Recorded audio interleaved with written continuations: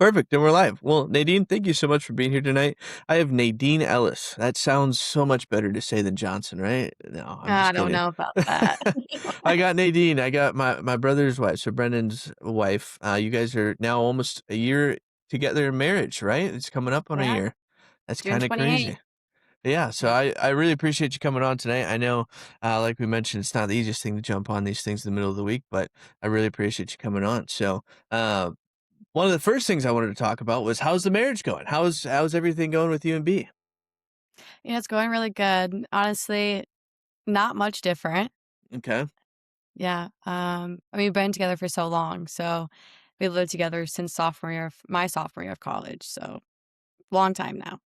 Yeah, And honestly, yeah, it doesn't feel any different. Obviously, there's that sense of security behind it. But besides that, it's good. Living out here is good. Marriage is good. that's awesome. I would say I always noticed like as soon as we got the ring on the finger and everything like that, it did feel a little bit different. But you guys are right. You guys have been together since you guys were kids, and so it's just like riding the same bike, right? There's no big difference. So, it's just got everything together. So I guess it helped too that you guys moved out to Idaho together. We're taking all those big life steps and kind of already were permanently together. It was just one of those things where it's a finding seal of putting you guys together as a complete marriage. Yeah. So I think that's really awesome. It's been great to see you guys grow up. It's weird to think that I've known or been around you guys since you were kids. Well, obviously, Brendan being one for one thing, but with you and just knowing because you guys started dating when you were a junior in high school. Is that right? Yes, I was a junior in high school. Yeah. But Crazy. I honestly feel like I had a little bit more interaction with you. I don't know if you remember when my sister used to dated Matt, Allie and Marissa, they're all for good friends, and then I remember a few encounters with you before I even knew who Brennan was. I was like, Crazy, right? yeah, crazy. Full Mhm. circle. That's cool. No, that's awesome. How's the being a homeowner now? I know you guys forever were kind of in your different path, different lanes. Wasn't sure if you wanted to buy a home or not, but now you guys are homeowners. How's everything with that? Yeah, it's good. It's good. I like that it's ours, Hmm. for one, I could do anything with. It did take me forever to decorate it. Unlike our Oh apartments, I yes. just do stuff up because 'cause I'm like, "It's not mine, I don't care." Hmm. But it's nice. We did our homeowner inspection again, and everything came back good, minor a few things, and we got that all done. Had the house for a year now. That's nice. It's amazing. I know Darian was the same way where when we were renting, she's like, I'm not putting my money into this. I'm not, furnishing it. I'm not making it look Yeah, spicy and home. And that was always the factor. She's like, it just doesn't feel like home because I can't put my touch on it. So when we finally got the house, that was her biggest thing is that she can do everything she wants to it to make it feel like a complete home. So I know it's a yeah, big difference. It's a big step from renting and, moving to different things like that and finally owning your own place is really amazing. It feels like home, which is great. yeah. Um, but I wanted to talk a little bit too about your transition from the Midwest out to Idaho. Obviously, me and Darian did the Midwest to Oregon, and we weren't that far apart at one point. We were only about 7 hour drive away. But how's everything been? What's been kind of the biggest culture changes or the biggest shocks to you moving out west? You know, you would think it'd be this dramatic change. I know you and Darian probably had something more drastic of a change, but Idaho is very similar to me. It's very similar to the Midwest. Mm, The people are honestly really nicer. Um, just very friendly out here. The scenery is obviously different. Like we have those mountains and we could do anything we want, really. But it's not much of a difference, I would say, living in Iowa. Now, the weather, yeah, that's the biggest difference, mm, but just, like, the vibe, I don't know, when we first visited out here, it just instantly felt like home, mm. so I got that sense, but yeah, Uh, just people are great, people are nice out here. I did get that feeling when I've been out there a couple times now, and yeah, it did feel. It doesn't feel that different, I'll give you that. It doesn't feel Yeah. like like a super West Coast or, like, California vibes, which is great.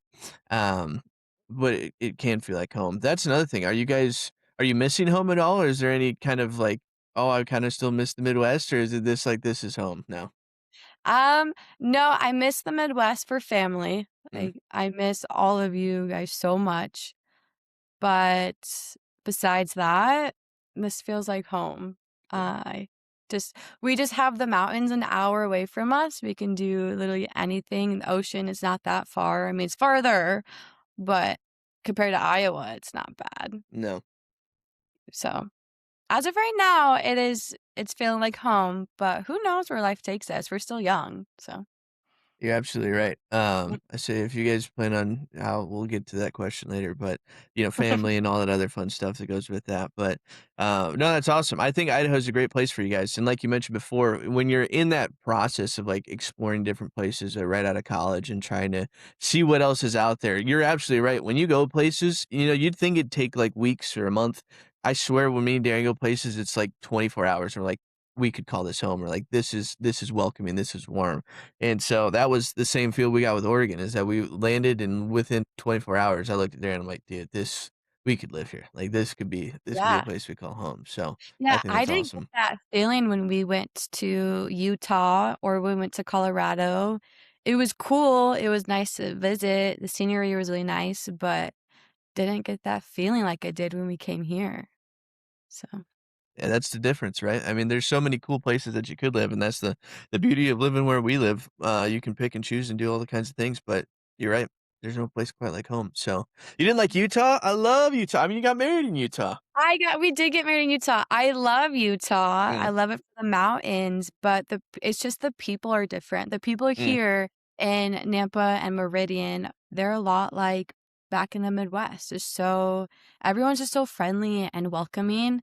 Now if you get to Boise, then that's a little bit different. But mm. um, Outside yeah, the city, you're good. That yeah, makes sense. Yeah. That's awesome. Well, I know we always like to talk a lot about, you and me both having teaching degrees, and so that was something that we always connected on. yep. But how is teaching going? I know you've obviously been in the business now for a couple of years. How's everything going? What surprised you the most, would you say? Yeah, this is year 3. Um, Honestly, what surprised me the most is the parents. I know that's a Mm, hot topic in the teaching world, but it's true. Like if you don't parent your kid, then it really is up to us teachers to have to put those boundaries up or discipline, and that's not what we're supposed to be doing. We're mhm. supposed to be teaching your kid, not disciplining your kid. Um, so that's been, like, the hardest, and then having that backlash too, like, if we do something that the parent doesn't agree with, then they backlash and get mad at us. It's like, "Well, your kid did this, so," you know? Right.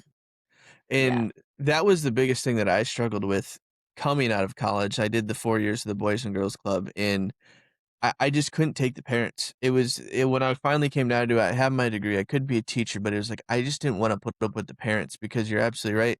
At the end of the day, the kids are almost a direct reflection of the parents, and especially when they're younger. When they get into high school and they start becoming their own person, that might be a little bit different, but when you're talking about K through 6 or even younger, they're just their parents. That's all they know. All they know is the people that they're surrounded with. And so, yeah, it was super hard. You don't want to discipline the kid. You almost want to discipline the parents. You want to bring the parents in and be like, hey, this is what your kid's doing wrong. You need to correct that behavior, because it's just nothing that you as an educator can do. You're not there to make the kid a certain person. You're there to just help educate them and guide them.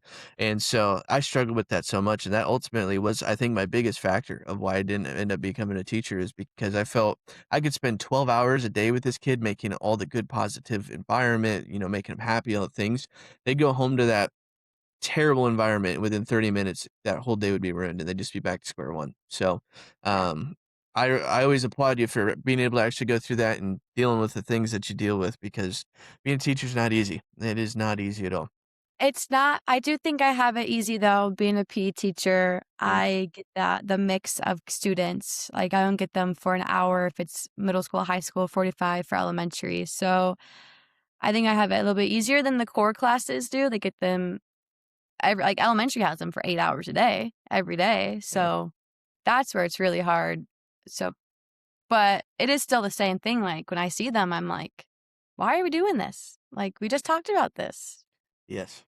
Yes. Yeah. And it's the kids too. I mean, obviously Freya now being 2 years old, or about to be 2, we just run into the same thing every day, where it's you say you repeat yourself over and over and over again, and it's a kid tendency, but it's just like Mhm. I think that's the most frustrating thing about kids is that it's over and over again, and then, of course, my parents like to say, "Well, we tell you the same shit, and you're 28 years old," and I'm like, "Well, you're probably right." So it's That's the just end.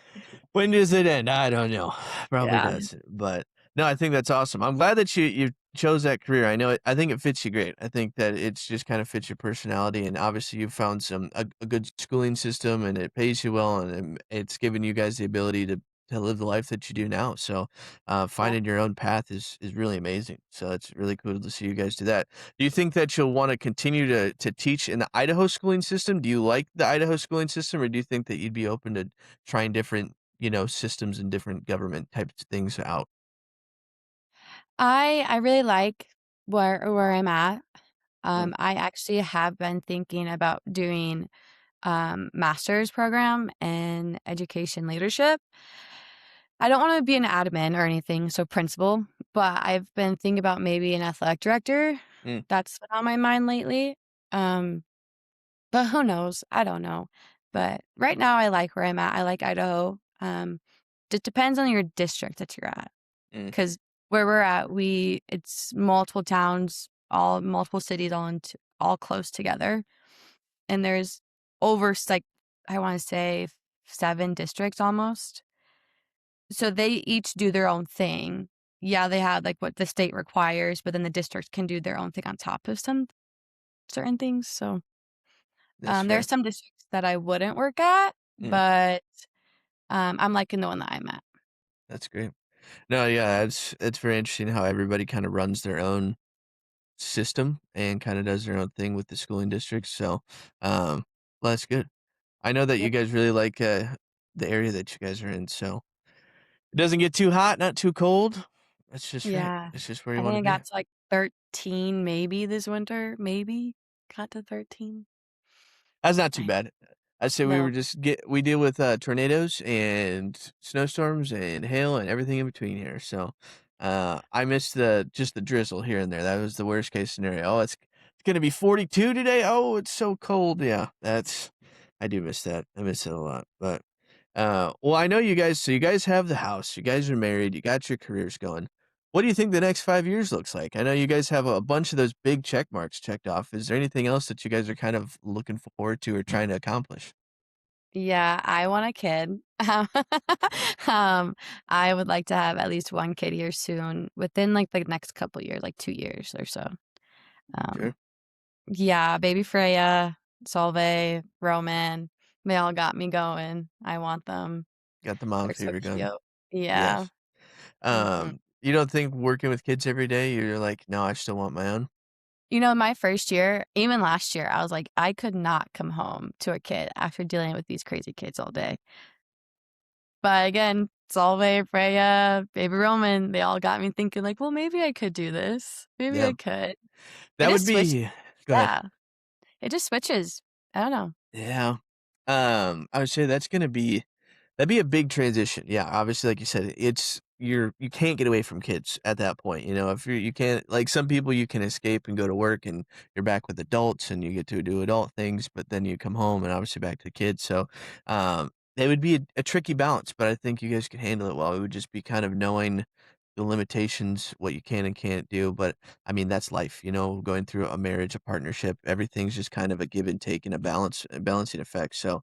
But I think you guys would be ready for it. I know I like to give Brendan a lot of grief because I'm like, I think Ted was 26, Jason was 26, I was 26. I'm like, it might just be an Ellis thing. I don't know, but I'm hoping it's not. I'm hoping it's a not. I'm not little ready bit of now. time. Okay, Like, I'm ready, but not there yet. that's fair. I told him he'd be, like, 2 years, so when he's, like, 28, 29. Okay, So okay, that's fair. well That's fair. I think give it. I know Brendan. He needs a little bit of a window to prepare for these things because you know him. He likes to prepare for everything. So I think well, and also I learned out that in Idaho, well, honestly, I think it's most states, teachers don't get paid maternity leave. really, Uh, mm, yeah, so you have to use your sick leave, and you get 10 a year, but if you use those, obviously, they're gone, but they do transfer year to year, like most jobs do. But once you're done with your sick leave, you don't get extra pay unless you're on the short-term disability with your insurance. Mm, then you get like 60% pay. It's just not full pay. Um, so I am not obviously on that because 'cause we're not expecting kids, you know? So, like, to say if we were this, like, up like, here soon, surprise, we're having a kid, we wouldn't be covered, like, I would get no pay because 'cause I'm not on mhm. short-term disability. That So, sucks. That's yeah. and that was one of the big differences we had where, yeah, Oregon, when we had Freya, we both got practically full wages and 3 months off, which was absolutely bizarre. It was looking back, that was one of the coolest things, and I really, really wish that all states did that. I think it is one of the most unique opportunities 'cause from literally the newborn to 3 months old, they change so much. Like, the growth is so rapid, and every day is something new, and so for you to be able to get that time to spend with your newborn, like, especially the moms to recover. I know we got really lucky. Darian's already back at work. You know, Darian took literally 6 weeks Mhm. and jumped right back into it, but that first time, she was not ready to go back to work. She was not ready to go back to work at all. Um, so given the 3 months was amazing, but even this time, yeah, she had to apply for short-term disability just so she could make some money while the 6 weeks, which is Yeah. crazy. It is It's nuts. and my enrollment for my insurance doesn't reopen until August, so Mm, that is when I can apply, like, be on short-term disability, but even then, you still have to be on it within 3 months before it even counts, in Idaho for me to say we got pregnant and then, like, if it wasn't the 3 months in that time, it wouldn't be covered, um, mm, which is crazy. So, also, I know, like, people say you can't, like, really plan, that happens when it happens, but my yeah, goal is to have the baby in like April or March because then I would have and then save all the sick time that I have because I would get 6 to 8 weeks depending on what they offer, and then, um, I would have the summers off, and I would get my full pay in the summer. So if I had the baby in March, I would have April, May of school, so that's 60% of pay, and then June, July, full pay because that's just for since I'm a teacher, I get those that off anyways.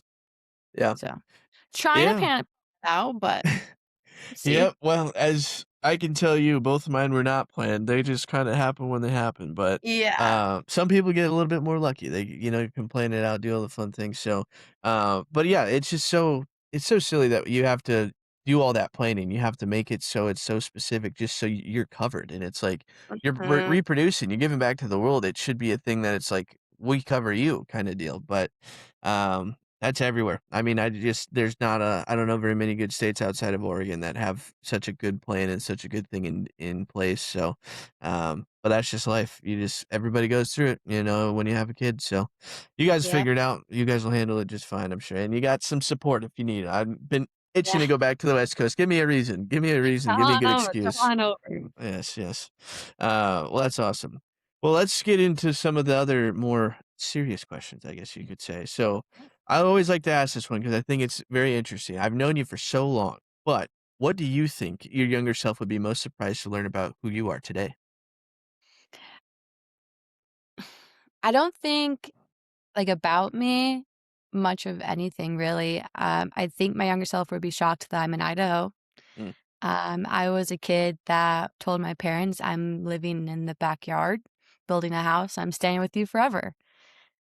So I think that's what my younger self would be shocked. Like, "You're yeah, not with your family? Like, what's going on?" But besides that, I honestly think I've stayed true to my younger self. You know me, I'm more on the fun side, mhm, like, love to play, all about the fun. So I think that's just the big thing that I have changed since being young is that I moved away, and that I was the one to move away. yeah. I think you're right. I know that was one of Darian's biggest things too, is that she, honest to God, never saw herself leaving anywhere. Her mom's her best friend. She's got all of her siblings. She's got 10 siblings, and Yeah. that was one of the hardest things to do was to leave. But even to this day, obviously we moved a little bit closer just because we have kids and everything. But um, it was one of the best decisions she ever made. It strengthened our relationship. It made us who we were supposed to be, and now she gets to come back and she gets to spend time with her family and our family too. So, um, I think that's really cool. She was the same way. Build that house in the backyard. It Yeah. was never leave them. But because you and your mom are still super close, are you not? Yeah, I'm close to both of my parents and my sister. Like, me and my sister have gotten closer almost every year. We keep getting closer, it feels like. But, yeah, I'm close really close with both of my parents, and so that was it was hard. It was hard moving away, Yeah, but it wasn't a hard of, "I don't think this is right." It was hard of, "This is what I need to do, but I'm gonna miss you guys." yeah, and those are sometimes the toughest goodbyes, but it's like you said, at the back of your mind, if you know what you're doing is right, then you gotta do it. I mean, you only live one life, so, and, I always like to say that I like to be an advocate for people. Obviously we have Lauren and Landon growing up, and they're both in that like this next year, they're gonna decide whether they go out and experience, the West Coast, East Coast, South, wherever they want to go, or if they want to stay home. And so I always like to be a big advocate for them to be like, go experience some things, even if it seems hard, even if it's tough to move Yeah. away. And everybody that you ever know is still here and all of those things, but you got to do it. And if it's the right You thing, can do always it. go back. You can always Exactly. go back. Yeah, and so but I think that's one thing that I've had to check myself too, is that, like, maybe Landon loves the Midwest. Maybe that's, like, where he feels he's meant to be, and he doesn't wanna experience West Coast. So, I've had to check myself too, like, don't overstep my bounds and kind of try and force him to experience those different things. If it's meant to happen, it's meant to happen. So, but I always like to say, if we somehow all ended up together, able to raise kids together, we, like, be within driving distance, and that's Oh, it everybody would be that's so close fun. to us. It would be so fun. It'd be amazing. I grew up with a close family like that. I know you guys didn't, but I was super close with, like, my 3rd, 4th cousin. It Yeah, was, like, the best time, like, every weekend or even in the summers, we would go hang out. It was barbecues, backyard parties, casual hangouts, what you call it, whatever. We were with family, and it was really fun. But it's like, if that's, like, in the future, who knows? If we could do that, I would be down. But yeah, 'cause I think it is important to be with family and to be close with family. yeah. I think that's true. I mean, that was one of our biggest things is that I like, even if you ask me, I wish if I could snap my fingers and be back on the West Coast, I would love nothing more. Like that, there's no doubt. But when it just came down to it, it's like family just is that important. And it just was that big of a deal to us. And you're right, we never grew up with cousins. I mean, that was the weirdest thing was that when everybody was talking about like they have these giant like family vacations and cousins and they've got 8 to 9 first cousins, and it's just like those are like your built-in friends. And It where was. us, we were just like, we had to go figure it out. We had to go to the neighbor people. We had to go make our own friends, and obviously we have, and that's kind of given us our own unique personalities in a way, but it would've been so cool. I just remember, and I think Brendan can recall it too, when you go to family gatherings, it would always be around the adults, and you just like it would be us kids just being like, "Man, why do we have to just hang out with adults all day? Like, what are we gonna do?" Like, there was just nothing ever to do, but, when Yeah. you got cuzzos or people your age, probably It a lot was more so fun. fun, like, it was fun. Now, if your favorite cousin wasn't there, then it wasn't fun. Uh, But, yeah, you said it right, you have built-in friends just like siblings, but you're not with them 24/7, so it's different, it's fun. But, yeah, my cousin Maddie and Kyle, they're closer to my age, and that's on my mom's side. They are like siblings to me, but they were closer to my age, so my sister, not so much. She didn't get the mm, same experience as I did. She was more with the adults because she didn't connect with us kids. But we just went and played and hung out, and then on my dad's side, I had all boy cousins, and it was fun. It was yeah. good. Mhm. Hello, everyone. I'm excited to announce our new sponsorship with West River Whiskey Company. West River Whiskey Company started as a dream in the summer of 2020. While working with Indian Motorcycle, the owner, Joel, made great friends with some key executives at Jack Daniels. They successfully opened their business in April of 2021. They started their journey off with Jack Daniels products, and after just 6 months into operations, they were approached by a business partner, Gordon Oman of Black Fork Farms Distilling. Over the last several years, they have built the West River and Black Fork brands, introducing the world to South Dakota bourbon. Starting with just a handful of bourbon styles, they now proudly pour and sell over 15 different bourbon products, as well as Black Fork's top vodkas and gins. In 2024, West River was named Deadwood Business of the Year by a group of their peers. They strive to give back to the community that has given them so much, as both Joel and Don proudly serve on the Deadwood Fire Department. You can find their website link in my bio, where you can get direct access to their merchandise. As always, thank you for your support and enjoy the rest of the podcast. We'll see what the future holds, but that's a dream of mine. Me and Darren talk a lot about obviously having kids now, and then just who we can surround them with. And I don't want them to have that same experience as I did, you know? Nothing wrong with the experience that we had as kids, but I would just love to be able to grow my kids around other kids and let them experience it that way, um, and see how it goes. But, Well, I still think we could still do, the big family vacations because you guys grew up on going to vacations, so then, yeah. we could all meet and have that fun time together just in somewhere fun. Yeah. Well, we got lucky with Sarah and Jason. We got grandpa and grandma that we call them now, but they love the big vacations, the big family get-togethers. So I always super appreciative of them. They've done that forever, like you said. And I'm really excited about Christmas this year. I know Solveig will be almost 9 months old, and Freya will be 2.5. So it'll be a ton of fun. So yeah, but just get waiting for those moments to get together, and then I guess we're gonna see you guys here in June or July, end of Yeah, June, July. end of June. Yeah, I'll be there for 2 weeks, a week earlier before Brendan, so I can Mm. hang out with my sister and Roman and my family. And then, yeah, then I get to see you guys, and I'm so excited. Will your sister have her second kid by then, do you think? No, wait, when is she due? She's due in August. Okay. So, yeah, Yes, and that'd be she's pretty had early. another boy, so That's crazy. 2 yeah. boys versus 2 girls. That's 2 completely different lives, but Mhm. still about the very close in the age range. I mean, yeah, Yeah, Roman's only a couple months behind Freya, and the new one will be only a couple months behind Solveig, so, you get to watch that all firsthand. You get 4 little nieces and nephews, I that you love get to watch, that's so I cool, honestly love it. honestly. I love it so much, yeah. Get to be the fun aunt for a while, and Mhm. yeah, just kids galore. There's just always kids around, which is awesome. But, well, that's cool. Well, what do you think is one of the most painful truths that you've had to accept about yourself? Would you say? Painful truths about myself, just I recently, since living here, and even honestly throughout college, just I need to learn to take a like, just to breathe and not get wrapped up in my thoughts, wrapped up in my emotions. Um, I tend to overthink, and that can not only do bad for myself, but in also relationships too. Because I tend to think the worst outcome sometimes. So I Mm, think that's the painful truth is that I let my anxiety and my thoughts get the best of me. yeah. Is there anything that you have found to kinda, like, help cope when you get a little bit too worked up or in those kind of mood swings? Um, to just talk it out Mm, sometimes. Other times, recently I've been listening to just like worship music. I made my own little playlist and I just sing and listen. So get the feels it out. just Oh, gets that's me, kind of the yep. best one. Just get the feels out, yeah. Yeah. Mhm. Has Brendan been so with you and Brendan, you guys found a way to communicate, and that way you guys could kinda get everything aired out? I know Brendan's not the biggest communicator on the planet, so has that kind of evolved over time? He's gotten better. Good. I feel like I've always been an oversharer Mm, 'cause I just like I said, I'm an open book. I will just talk and talk and talk, and sometimes I talk too much and I share too much.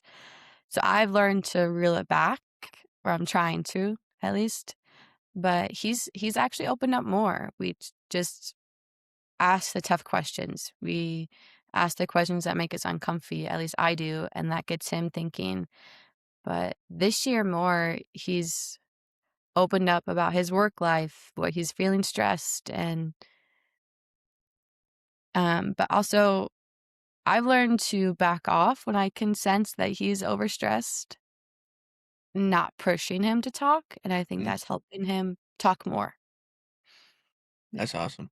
Mhm.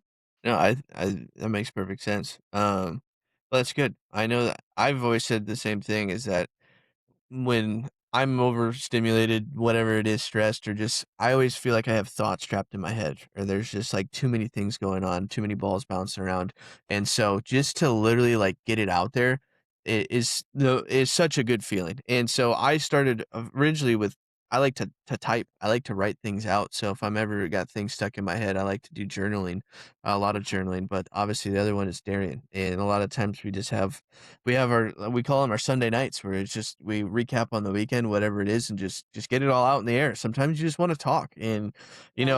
being together as long as you guys have, I'm sure you noticed. I mean, sometimes the conversations are the same conversation you had 3 or 4 times, but you just need to get Yeah. it out there. You just got to keep you got to reverberate. You got to keep having those conversations, and that's a good thing, to keep the conversation going, keep that light lit, which is great, but it's really cool to see you guys evolve into that because, like I said, Brendan was not a talker. He's never been a talker, and, that was kinda why I wanted him on the podcast early too. Because I was like, "I wanna get this guy on here and get him to talk about his feelings," and he's not good at talking about his feelings, but No. it's important.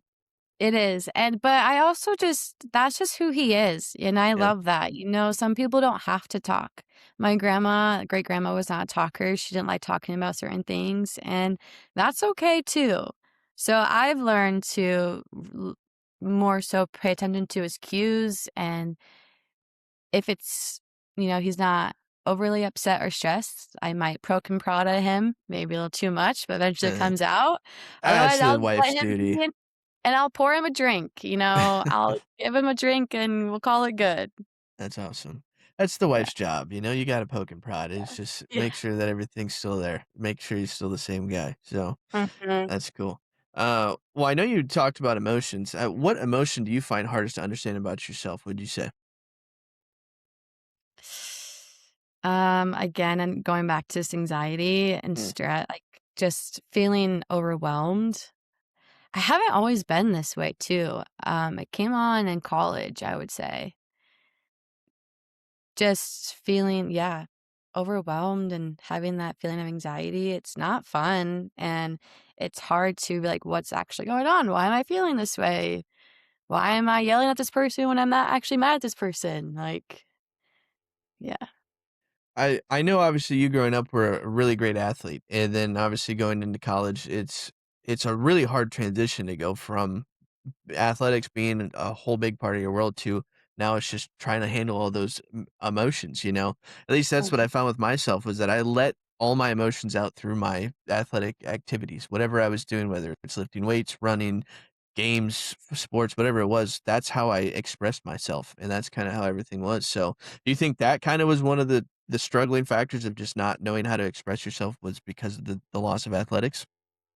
Yeah, that was a big, big thing as well. Because I went back and forth between trying out for the SCSU cheer team multiple times. I was like, "Should I do it? Should I not do it?"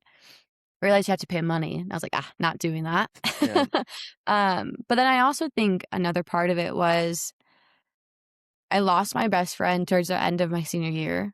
Not like lost death, like we was disconnected, obviously, mhm. as you do when you grow.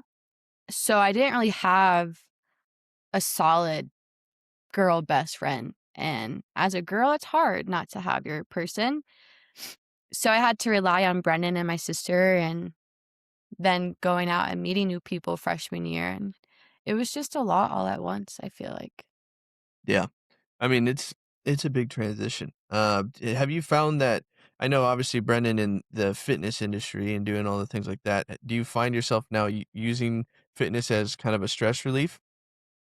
Yeah, I do more now than I ever have. Mm, I knew s I know that when I have a stressful day at work, most of the time, I like to sit down and watch TV and not talk about it and just zone out, but recently, I've gone to the gym a few times after school, and it's been helpful just to let it all out and let the endorphins come back in.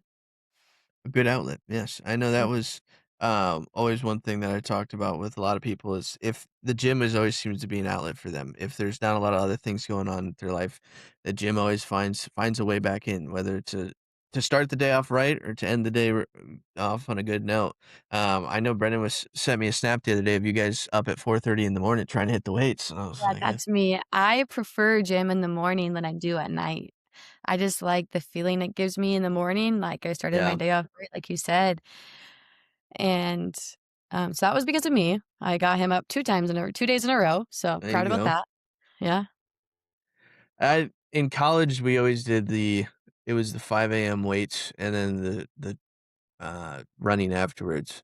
And you're right, Mhm. there's something about it when you just get up and you just accomplish so much that early, and then it's 7 or 7:30 in the morning, and you're like, "What else are we gonna do today?" You know, it gets you in that right mindset of just accomplishment, and I think Mhm. I've noticed now with Freya, she gets up no matter what at 7 o'clock in the morning, so beforehand, it was like I'd get 8 o'clock. I was trying to stretch to 8:30, but now it's, it's on the dot. She's gonna kick that door and she's gonna wanna wake up, so we gotta get up and go. And so we've kind of found our own little morning routine, but, Mhm. no, I think that's great. I think if you guys, continue that, maybe not that early. I mean, what time are we going to bed if we're waking up and getting Well, to the gym at 4:30? it has to be that early for me because I have to be at work at 7:30. Ah, Uh, so that's time where I have to go. He does not. He does not have to go that early. But I typically fall asleep around 9:30. that's not bad. That's not bad. There I have been days where I've fallen asleep at 7:30, That's but okay. yeah. I think we got a picture of that the other day when you were reading a book and fell asleep at the couch. Yeah. Yeah, Yeah. that's okay. I have found myself now with the second one that I have more than enough times 8:30 rolls, 9 o'clock, and I got the blanket and I'm got my head on the pillow and I'm like, "This is weird." I've always been a Yeah. night owl, so, uh, it's weird, it's different, but it's a good thing. It's a good thing to get Same up with in my the brother, though. He's always up late, and the last 2 nights he's in bed with me at, like, 8:39, 9:30. I'm like, "What is happening?" I don't know Yeah. why that's always been. We've always been night owls since we were kids. I mean, even me Yeah. and him, we would sneak at like 6 to 8 years old. We'd sneak up and try and go watch TV at 3 in the morning or 2 in the morning, and I don't know. I have no idea why, but just how we've always been. It's kinda crazy, but, it's good for you guys. Early birds are better. Early bird gets the worm, right? Yeah. That's always good, Early so bird gets the worm. that's awesome. Well, let's turn it now towards a little bit more of the faith and the spiritual kind of side of things. So I know you and Brendan have kind of been experiencing more of the church, and you met some really good people out there. That's kind of got you guys delved into the church. But when you think about the faith and spirituality and all that stuff, where do you personally stand on the idea of God? I believe in God. I do believe that He is, real. He died on the cross for our sins. He once lived, and then He rose again. Yeah.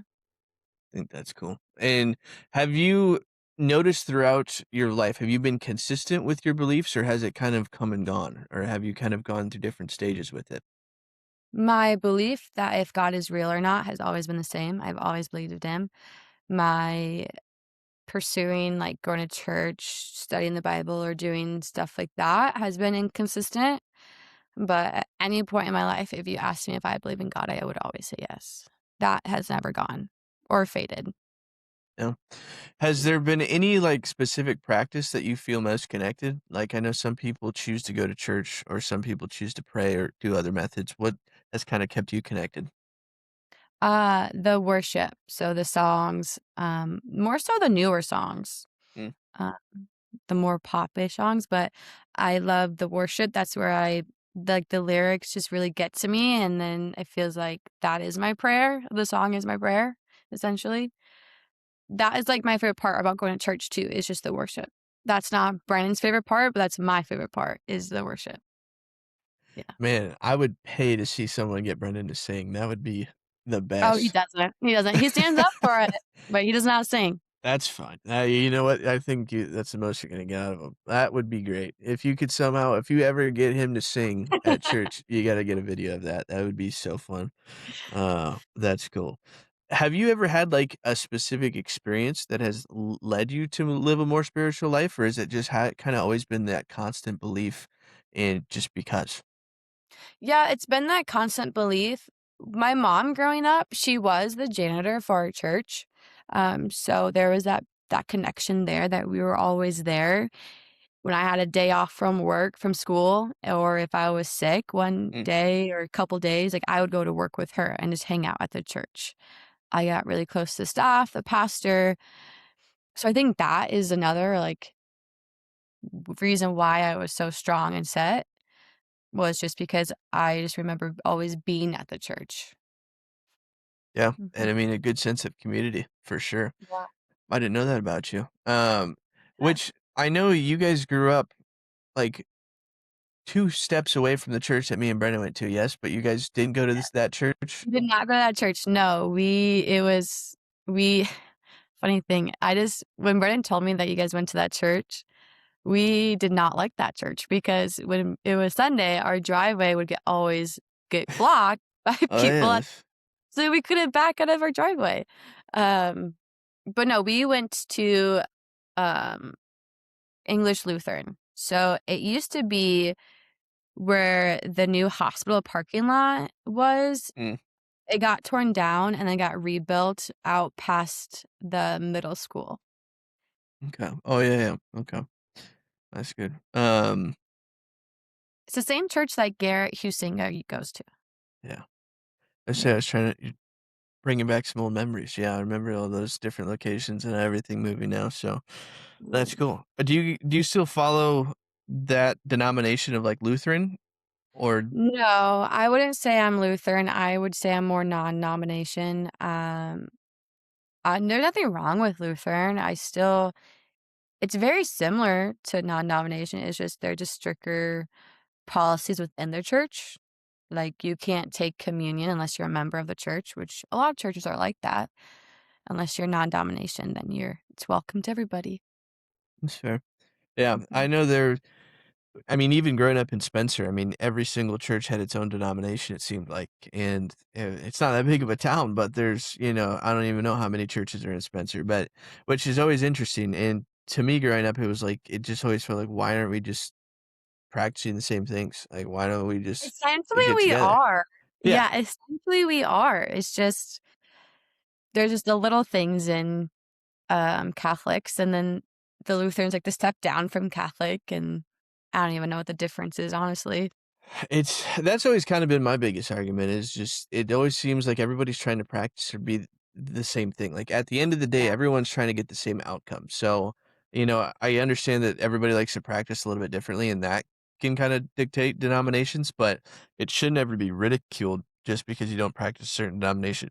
Or if you do practice a certain denomination to ridicule you just based off that. Because at the end of the day, it's all the same umbrella. It's all trying to get the same end result. So Uh-huh. I always just thought it was kind of funny. So I was interested to see where the path that people take, because everybody starts somewhere with a certain denomination, and then you just kind of either carry it on or go to different ones. So, Mhm.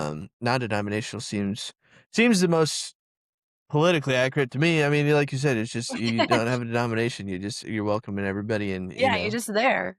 Yeah. I think that's super important. I know that you guys have been more involved with the youth in that too. Can you tell us some of the things that you've done through the church? When I was younger or now? Now. Now? Honestly, we haven't gone. We went on Easter, but we actually have stopped going. Mm, Nothing there's just I don't know. Sometimes when the preaching happens, it's drifts apart and it's hard to come back until the very end. So just like we haven't really flowed with how it's been the sermon has been done. Um, so we haven't really gone over. So we're trying Brennan bought a Bible that has like walks him through. It's like like a chapter book essentially. So he's been reading that every day, mm, every morning. At least he's trying to. And then I just bought a study guide. So I think we're trying to do more so stuff at home. So we haven't really gone to the church since Easter, but then before that, I don't even know when. mm.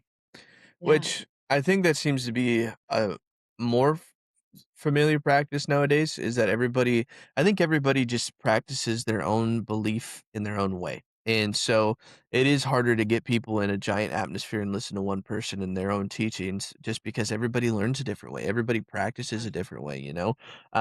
And even like if you two are both going to the same sermon, you might get two different things completely out of that sermon. And so I think that at least this generation, or I mean, populace as a whole, I think it just hasn't seemed that as popular as it used to be, is to go to church and spend all that time in the church. It's because everybody's just like, "Well, I have my own ways to practice," and there's a lot of different ways to practice now too, which Mhm. I think is great. And even with me, if trying all kinds of different religions and different practices and things like that. I didn't learn from any specific church or specific anything. It was just more or less me going out there and trying different things. And so, it takes a while to kind of figure out what works best for you and what gives you the most fulfillment out of those things. So, um, Mhm. you gotta try it all. You gotta give it a little bit of try for everything, so I think that's great. Um, do you think then that humans were created with intention, or do you think that we kind of were placed here and it just evolved by chance? I think we were created for intention. We are God. I believe that we are God's creatures, and He put us on earth for a reason. What that reason is, I'm not quite sure. But I do think we were brought here and created for intention. That's Mhm. $1,000,000 question is, right, the Yeah, reason. What is the reason? I think that's life, is you spend your whole life trying to figure out that reason. yeah, Um Which is crazy. It's this big overarching question that I think just looms above everybody is the reason that we're here. Why are we uh, here? What are we meant to do? So, and I think obviously church and religion gives people purpose and gives people the sense of why you're here. yeah, And you know, I looked up the definition of religion the other night because I was just like very curious, and it's just the idea of faith in spirituality. So the belief that there's something out there, the belief that there's more. Um, which is good, and I don't think I never knocked on anybody, and that's why I like to bring up the conversation a lot with everybody is, I just don't think people are talking about it enough. I think that, you know, we used to grow up in an age I don't know if you remember this or not, at least when I grew up, like, you a lot of people talked about religion, a lot of people talked about their faith and talked about the things that they believed in, and government and politics is one thing that you never talked about. You don't wanna talk about it, everybody kinda keeps it hush hush. But uh-huh, nowadays, it feels like the complete opposite, where, like, you don't talk about religion, everybody kinda does their own thing, nobody talks about it, but, "Oh, we wanna talk about politics? Let me give you my 10 cents about it." It's just like, I don't like the way that that's kind of moved towards, so I like having the ability to have open conversations about religion because I think that's yeah. way more important. Well, my favorite class that I took in high school, I forget the teacher, you might remember, but it was world religion, I'm pretty sure. Mm, And that was my favorite class that I took. We learned about all the different religions and how they connected, and it's just it's very so like, all the religions are similar. Like they always worship a god or other many gods, but it's to a higher power. And it's just interesting to see what each religion does to achieve that peaceful afterlife, yes. essentially. And I think that's everyone's just trying to do that. Everyone's just trying to achieve peace, whether that's peace on Yeah. earth or peace after your death. It that's just the end goal. And so, yeah, I don't know. I always like to talk about it, but I mean, kind of sitting on the concept of death. What do you think happens after you die? I do believe that, my spirit will go hopefully to heaven. um, there is still, as Christians, you're still judged until you get there. So I'm hopeful that that is what happens. Um, but then again, I do believe in ghosts. I do believe in the trapped souls. I hope that's not me.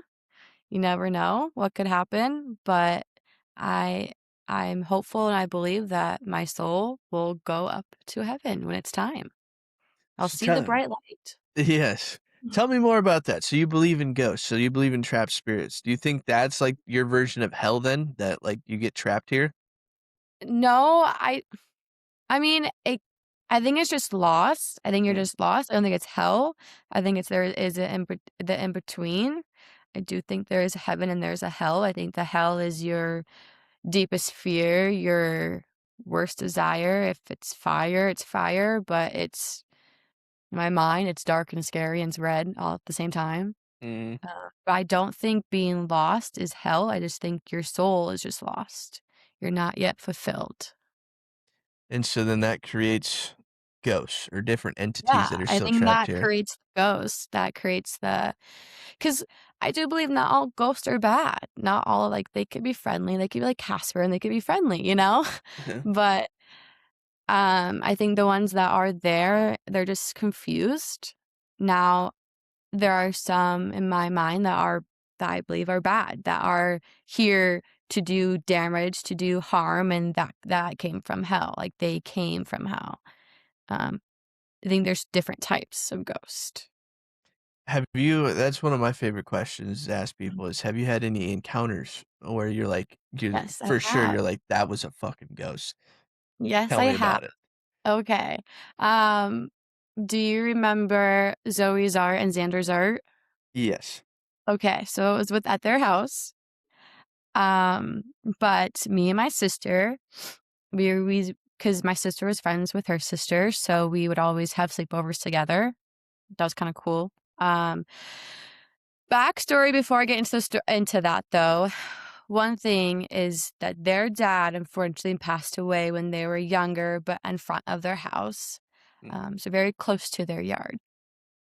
Now, his favorite song was Hotel California, okay? okay. It's a little backstory. But we were all sleeping in the living room, and they have to every night, they had a music player, like a boombox type of thing, it was older.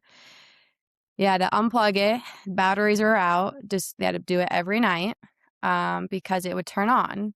Sometimes turn on, it was still plugged in, so it would turn on, just it was old, so you never know what was up.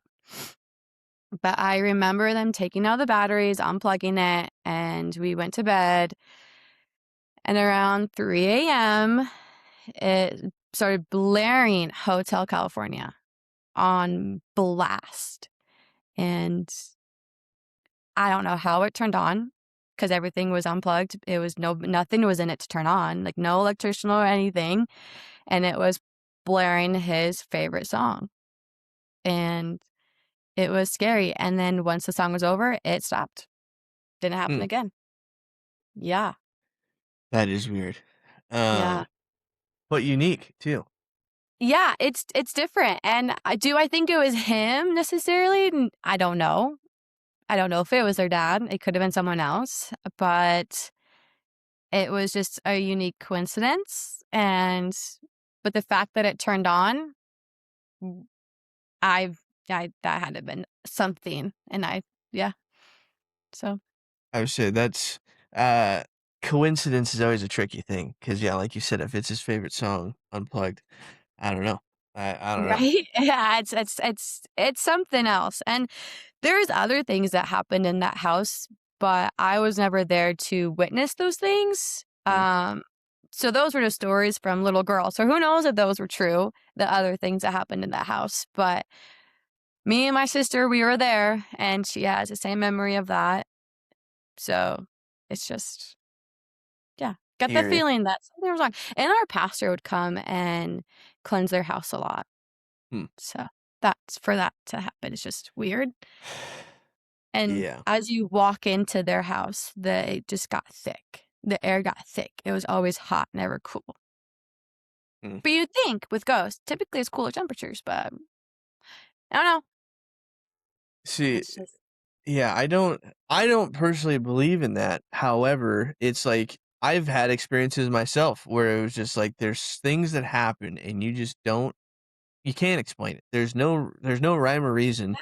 And so it is hard. It's like how do you make sense of things? I mean, it's just like life. How do you make sense of life most of the time is you have to decide a path and a belief that you want to go with. And so I love the theory of ghosts. Like I said, I don't personally believe them. Darian does. Darian's all in for it. She's the same way as you, where she's like she believes that there's spirits and that spirits get trapped and that they're kind of roaming the earth. And so it's always interesting to see, yeah, where the spirits get trapped. And a lot of the times, you see obviously it's scary movies, hospitals, different places like that, but it's like there's all kinds of places, whether it's accidents, this, that, and the other. So, it's scary. And then, like I said, I've had my own experiences where it's like I can't make any like I'm not making this up. It's happening, but I just don't know how to explain it. I don't know So I don't know how to explain it. Yeah, I also weird. think that sometimes souls could get trapped because they went before their time was up. They went too soon, essentially. Mm. And so now they're just stuck in this loop until they somehow can fulfill it or their time is now eventually there. There's so many things that it's just you hear this, you're like, "Well, actually, that kinda makes sense," in your head, you know? But I like that idea. I like the idea that, yeah, maybe even you just hadn't fulfilled your purpose yet on earth. yeah, And so it's not sending you to heaven or hell because you haven't accomplished your life's mission. You're just stuck. Your spirit's stuck. I kind of like that idea. That's a cool yeah. one to ponder with. Um, but how weird too, like if you were ever stuck in that spot, say heaven forbid that, something happens Yeah. and you get stuck in that spot. I mean, how How traumatizing, how terrifying that would be. Yeah, it's like your own little purgatory, and who knows if you're there with other people or other lost souls, or who knows if that is, you know, you're there with, like I said, the bad ghosts, the people that are from hell that have came to take the souls, or if you're there with the angels or higher ups and they're to take it. Just you just there's so much unknown and like what actually happens. Do you think Yeah. there's any way for the souls to get to heaven? I would like to believe so. I would like to believe that they could still somehow fulfill what they need to. Because the thought of just being trapped for eternity is honestly like a hell. Um, so I would like to believe that if my time's not up, that I would maybe go right away, or if I could somehow fulfill it, that'd be great. But Yeah. I don't know. I think that's one thing that I always take for granted is that when I envision death and I think about the future, it's like I always think of being old and dying in my own house and my own everything, right? But it's like the odds of that happening probably aren't that great, whether it's, random acts of, life or whatever happens, it can be scary. And that's just life as we live it. It's just a dangerous place. But um, I never thought about it that way. Yeah, maybe I was out, driving down the road and had that misfortune and now I'm just trapped because that wasn't meant to happen. It was an accident. So, Yeah. rather Scary me and my thought. old, it is a scary thought, but, um, who's to say it's not real? Uh, Yeah. well, on the topic of that, if there was one thing that people were to remember about you when you die, what would you want it to be? My kindness, I would say my kindness or my positive energy. I try my best to be kind, try my best just to be on the positive side, be fun, essentially. I like Um, that. yeah. I think you do a great job of that. I think no matter what, whenever I've seen you, you've always got a smile on your face and you're trying to bring everybody up and you bring the good energy, the good vibes, as they say. So, uh, I try to I bring the good I think that's vibes. awesome. I've really tried to embody that myself. I know that I struggle more than some people who have typical high energy where I can hit the lows pretty low. But I know like when we get together, we always have good vibes. It's just that's what Yeah. I love being around other people that just truly like to soak up life and just be happy about it. Everybody's going through their own things. Everybody's got their own life battles. Everybody's going through the day-to-day grind. But why not take a second and be happy that you're here? Now, why not appreciate what you got, and just smile about it, be happy about it. So I've always appreciated that about you, Dean. I think it's awesome. And Thanks. I do think that's definitely one thing. If you were to die tomorrow, heaven forbid, but they would say you always had a kindness and you always had a high energy. So I think that's really awesome. Yeah. Well, what are some things when you're counting like, let's say you get to the end. Let's say you make it all the way through life, you get to your old age. What are some things that you would like if you had a checklist? What are some things you would want checked off, saying that I accomplished that, I did that in this life? I feel like, well, I don't know. I wanna have a family, I wanna travel, I wanna see more, like, parts of the world, but ultimately, if I just stick with my course and stick with trying to build a family and stick with staying with my connections that I have, just build more connections with other people, I'd be happy. Like, I don't have this big fulfillment right now besides just having a family and just keeping that connection there. Yeah, Yeah. I think that's good. I like that answer though too, because I think even myself included, a lot of the times you get this like either money or career or like all these different big goals that and the end game don't matter. You know what I'm saying? Like, it just those things when you're dying, I love the quotes. There was a quote from a pastor that he's like, "I've seen thousands of people die. Never once when they were dying, they said, 'Let me see my money one more time. Let me see my trophies, my Yep. accolades one more time.' It's I wanna see my family one last time. I wanna be Yeah. with my family one last time." And I truly think that's the most important thing in the world. And so, being able to not only find yourself and develop yourself, but then be able to develop a family and be a family, is one of the I think is our purpose. I think that is if you would have asked me that 2, 3 years ago, I wouldn't have given you that answer, but, you know, now in the position that I'm in and just the life that I've had, it's like, I do think that our purpose is family, and you know, and that can be through different, you know, obviously adding family, obviously we being family now and adding other people and having kids and all those things, so, it's not always about that immediate, you know, brother, sister, mom, dad, it's about the expansion of family and creating family, that I think is super important to build those connections, so I think it's Yeah, awesome. if I were later on got old and gray and had it was my time, my worst regret would be if I had any disconnect with a family member or a grudge that was unsettled or leaving angry or anything. Like, I wanna leave peacefully. I don't wanna have, like, anyone to apologize for or not be able to say goodbye to somebody because we had this fight. Like, I don't want that's the only thing that I want to happen is just a peaceful, happy family. Yeah, Mhm. um, which I think we've got a good happy family, wouldn't you say? I think we're pretty good. Hopefully we can hold that on for the test of time, but you're Mm. absolutely right. I always say that too, that I truly try and live my life with no regrets because I don't think there would be anything worse than when you realize that the end is now and you're just grasping at air saying, "Oh my god, wait, give me a second. I need to, you know, fulfill this need with family or whatever it Mm. is." You know, it's one thing to be like, "Well, I wanted to be a Olympic track athlete," and you die, and you're like, "Well, that didn't happen." Like, Yeah. that's completely different compared to, like, a family member. If you ever lost connection and it didn't have that, you know?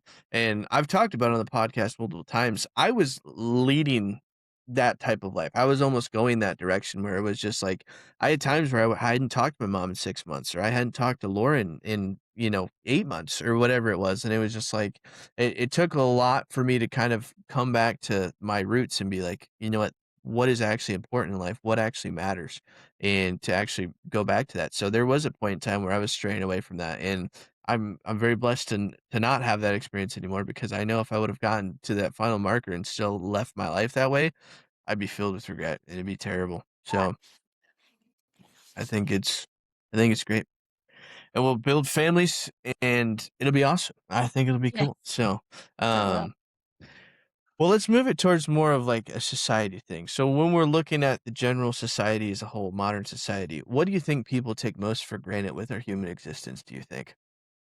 Social media.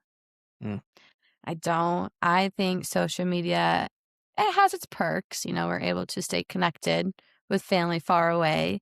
But I do think it has kind of taken over our world a sense. And the technology behind that, um, especially like seeing it from the point of view of young students and young children, like it's mm. all they care about is what happens on social media or what you do on social media. And it's just I think that, yeah. I know that I've asked the question a lot, and every single person I've talked to has brought up social media and how it's a negative thing in our society and in our lives. But for some reason, we can't get away from it. Do you think there's any way that we could officially detach ourselves from that aspect of our lives? No, I don't think so, and I don't wanna say it's, like, completely negative because it has perks, like, it's giving so many people jobs and they're earning income off of it. I just wish we could be more kind on social media. Like, it's so easy for people to be a troll and make mean comments and hide behind a screen, and it's always been since it's came out, and I just wish there was a way just to be more kind and realize you don't have to leave those comments. Like, if you're not gonna say it to someone's face, you probably shouldn't put it on the internet for everybody to read. And yeah, like You're right.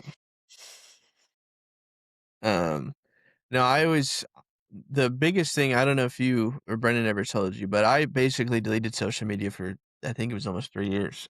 I remember that actually. Yeah, and it was I was just at that point where it was just like, yeah, all I saw was negativity. All I saw was the things that were just bad, and it was corrupting. It corrupts your brain. You know, you can just sit there It and just does. just feed into this, and so, but eventually, I think I just got to a point where I was like, I understood that there's no escape, and, like, that's why I like to ask the question because it's like, I just don't think we can escape it at this point. I think it is too involved in everyone's lives, whether it's their job, whether it's their societal status, whether it's family, friends, whatever it is, and so it's like, well, if it's not going away, I now I'm not gonna fall behind, but let me jump on and see what I can do positively and see what else and good things I can put out there. And so, that was kind of one of the founding reasons for the podcast is just to go on and have good positive interactions and then put positivity out into the world. And so, but you're right, even with mine, I've had, not a ton, but it's been a lot of negative comments sometimes where it's just like, Like, why? yeah, it's Like, just you can just tell that people are yeah, they don't whether they're upset with themselves, with life, whatever the case may be, it's their outlet. It does seem to be social media is an outlet for people to express themselves in a negative demeanor, and that sucks, and that's not fun, and it should be a positive place, and so I always like to kill them with kindness. That's honestly my favorite thing to do is just like, yeah, or just be like, whenever somebody says, "Oh, your opinion's wrong," and I'm like, "Well, it's an opinion, so technically it's there's not a right or a wrong." yeah, it's an Kind of kill them opinion. with that. Or I like to ask them, "Okay, what's your opinion on it? Tell me about it." And nobody ever Yeah, responds, and it's like, I wonder why. It's like, yeah, and so, but you're right. So I think that's one thing that I try and lead by example is just put as much positivity out there as I can and be an open book. If people want to have, these hard conversations or challenge things that we're saying, yeah, then let's do it in a positive manner. It doesn't have to be, well, let me rush to their comments and tell them that they're a dumbass and that they don't know what they're talking about. Like, okay, if you don't think I know what I'm talking about, let's get on and talk about it. Or maybe you can sway me, change my opinion. One of my favorite things was when I had Caden on the podcast. We were talking about religion and God and everything like that. And he asked me like, why do I believe in the way I do? And I kind of expressed it to him and he's like, wow, I never thought about it that way. And he's like, he's like, I probably won't think that way, but he's like, that's a new outlook on life that I could take positively. And I'm like, that's the whole point. Like that's the whole yeah. conversation is to think about things in a different light. So, um, but it's kind of fun. But no, you're right. Social media, I think that comes up time and time again. So, and that was one thing too when I was working at the Boys and Girls Club. The social media aspect with kids is a nightmare. It is It's so bad. terrifying. Um, whether it was, little kids literally just seeing whether it's explicit videos or whether it's, just seeing I mean, for instance, you can go on the internet right now and watch people die. Like, we like to bring up the Charlie Kirk thing because it was the most famous thing that's happened this year on the internet or whenever it happened. And just you could whether you were 10 years old, if you have a phone or even an iPad, computer, whatever it is, you can go watch somebody die, and it's like, that's crazy. Well, And also for those young kids, social media is such a bigger gateway for those predators to get a hold of them and persuade them, and it's dangerous for little kids, and I just think that's where a lot of people like to argue or parents like to use it as, "Here's your iPad, go play," versus actually parenting their kid nowadays and giving them that attention, and they get sucked in and they can get hurt, it's just yeah. And it's so tough because, yeah, me and Darren have the conversation every day with the amount of TV time, iPad time, and, interactions, and it's hard because it's like at one point we are moving so advanced technologically that if they're not exposed to those things or don't know how to use them, then they'll fall behind in education, which is crazy because when we were growing up, it was like, if you're not out reading a book, then you're going to become dumb. Like, but now it's the opposite. It's like now you need more screen time, more things towards you to get educated, it seems like. Yeah, and I yes and no, because a lot of there's are multiple schools that are still just paper copy. They're called classical academies or even the school districts. They're still paper copy on some stuff. But my school is very, very digital. Like the kids Mm. have their computers in kindergarten and they're assigned the computers. But it is like apps and working within the school system. So it is nice for them to know how to use a computer. But I do think they don't really need to be like, I don't think they're gonna fall behind necessarily with how it is, with how seeing it how it is at the school. Like, it's just logging Mm. on your computer and using a computer.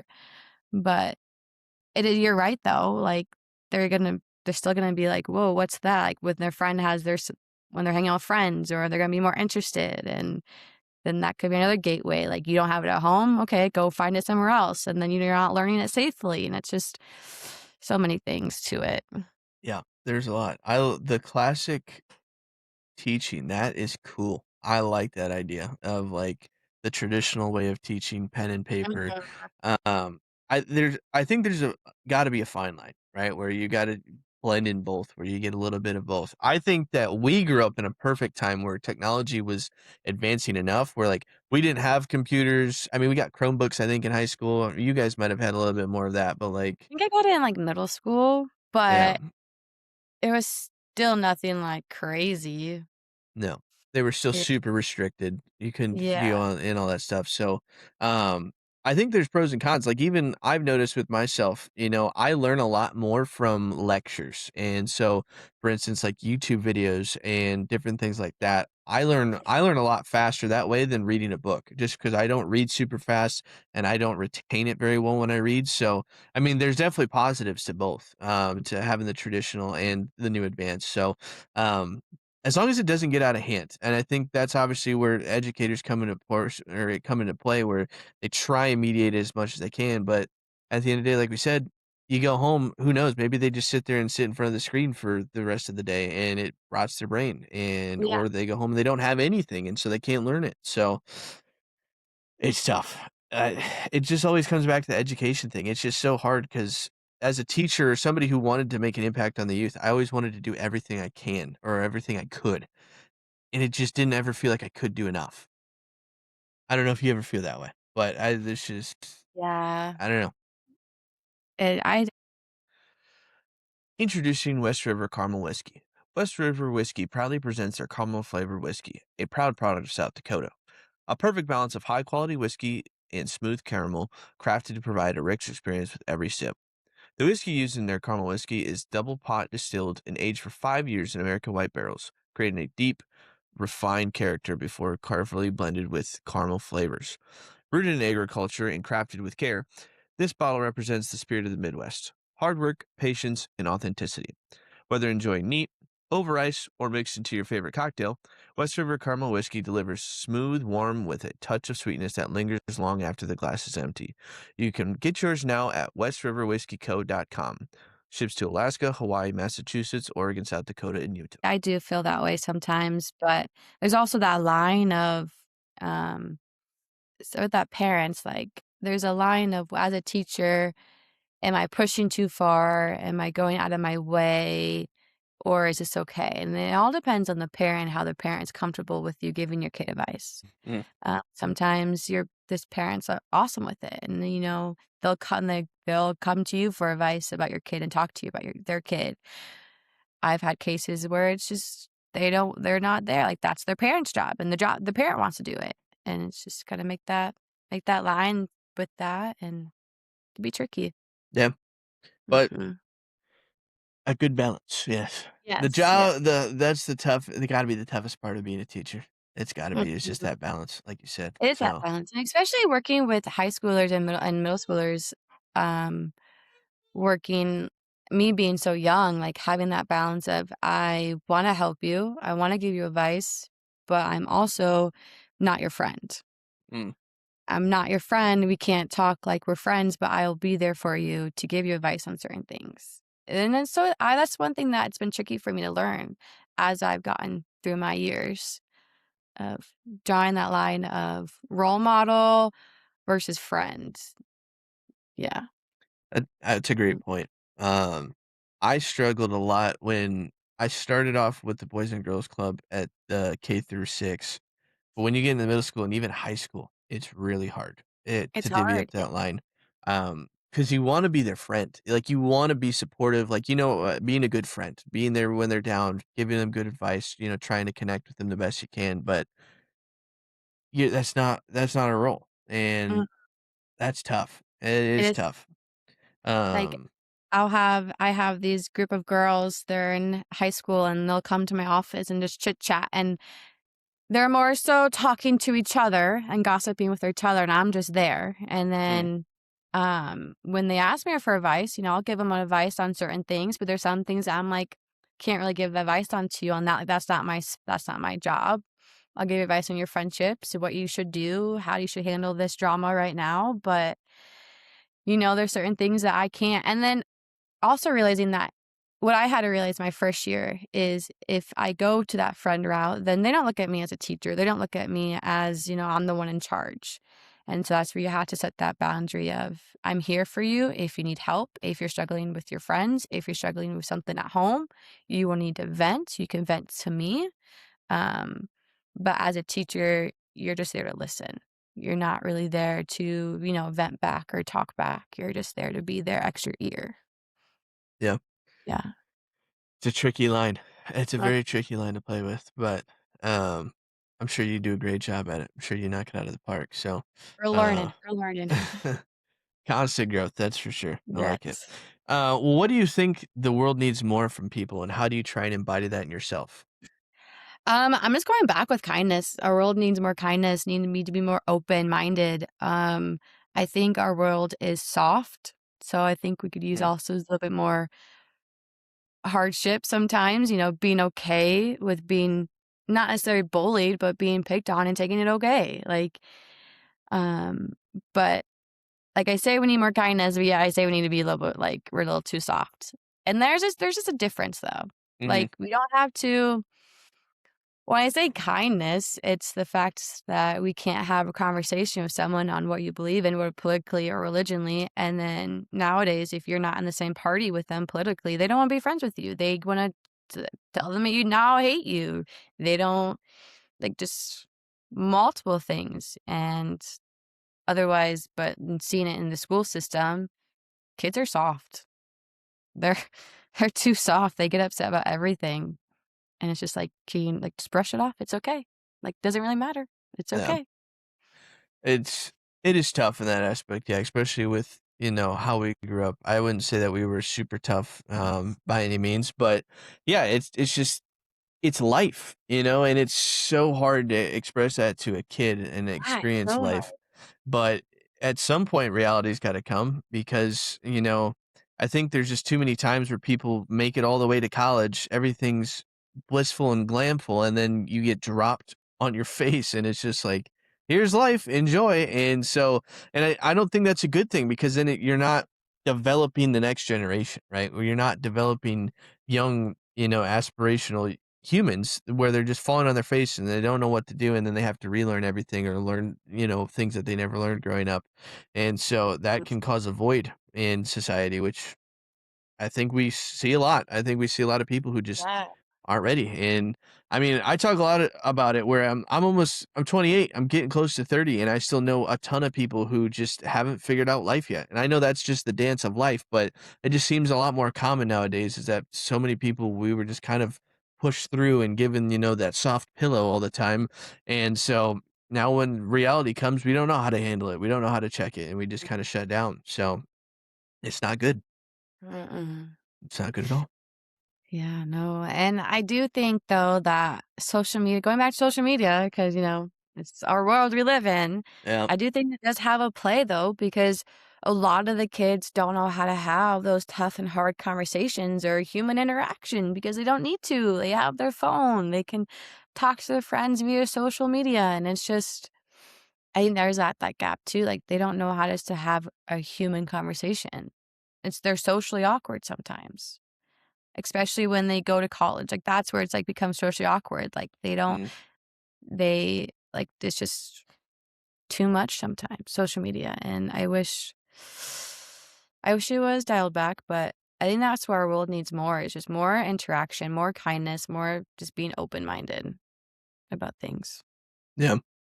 All Mhm. starts with a conversation. All starts with, yeah, Mhm. finding a way to connect with people, Yeah, and understanding where they're coming from and what they want and how to connect with them. So, and not have to argue about it. yeah. Don't you just love meeting somebody who likes to argue about everything? It's so much fun. Well, Yeah. and you can, like, agree to disagree, like, you don't have to Yeah. believe in their same stuff, like, if you don't believe in one thing, that's okay. Doesn't mean you don't have to be friends with them. Right. Like, yeah. Silliness. I completely agree. Well, did you have any questions for me?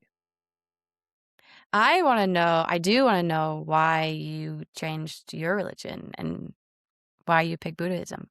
It's Or a is that what great you gotta say? question. Um, well, it all kind of started, I would say in high school, obviously we grew up, went to church, did all the things. I never felt connected. And I never felt, I did the prayer thing. I went to church 2 times a week and, tried to understand, read the Bible, all that stuff. Nothing ever kind of stuck to me. Nothing ever kind of made sense where it was just like, where is this almighty being and it was supposed to be this person who created us. And now that we are living, it just looked, if you looked at modern society and everything that we've accomplished, it just didn't make sense to me. Other thing is with history, I like to put a historical lens on everything, and so looking back and looking out through the times, and so, like, obviously, I love ancient Egypt, and so we were looking at I look at ancient Egypt and how societies have been around for thousands and thousands of years, and then it looked at, like, the Christianity aspect of, oh, they sent Jesus down to earth, he lived and died for our sins, but it was like, what about everything that happened before that? What about everything that's happened since? And so it was just I had so many questions and so many things. And so going into college, being a history major, I focused a lot on religion. That was my biggest thing was religious studies is one of the biggest things along ancient civilizations. Those are my one and two that I spent all my time with history still to this day. And so I spent a full year at SCSU learning about religion. And so like I, for instance, took a whole semester on the Old Testament, a whole semester on the New Testament, late antiquity, just all the things that I could get my hands on when it came to Christianity. And to me, after going through it, there's a lot of evidence out there that says, yes, that obviously Jesus was a real person, that religion has been around since the existence of time, so on and so forth. But for me, it just seemed like a story. It just seemed like that Christianity as a whole was kind of a guideline for people to follow based off of their own events or just the way they wanted people to live. And that's not a bad thing at all. It came down to it. I decided to choose the more science side of it. That yes, Christianity has it that somebody died on the cross and then he rose 3 days later. For me, scientifically, that just doesn't make sense because people just can't come back to life. But that's where the faith comes into it, where you have to have the faith that that did happen to believe in the religion. So it more or less was just through my own studies and endeavors. I didn't feel connected. I wanted to go deeper into it. I tried to go deeper and it just didn't stick. And so after that experience, it kinda left me hanging where I was just like, I was open to it. I was just like, "Well, I don't know." Well, I was like, was it, Islamic, Judaism, Buddhism, Hinduism? What did I wanna practice? And for a long time, it was just nothing, I just didn't practice anything. But I had my first experience with Buddhism in basic training. And so the story goes where on Sundays during basic, you get basically the morning off so people can go, practice their religious beliefs. Since I wasn't practicing Christianity, I was just sitting in a room. So I was watching all my buddies get to go off base, get to go do their thing, and I was still sitting in my little cubicle for 4 hours while they get to go have fun. And I was like, well, this is bullshit. I want to go off base. I want to go do stuff. So I asked around, and they're like, well, you could either go to Muslim services, you could go, or you could go to Buddhism services that's outside Christianity. And so I was like, well, let's try Buddhism. And my buddy Joe, I'm sure you've met him and been around him. He's from China and he grew up around Buddhism. So he's like, I'd go to Buddhist service again. And I was like, all right, let's do it. And so that was kind of my first interaction with it. And then just from since then, so that was in 2018. And since then, Buddhism is hard to say that you like claim a title, but it's just no different than I would say any more Christianity, where if you're like, I'm a Christian, it's because you believe, right? It doesn't mean you go to church every day, doesn't mean you pray every day.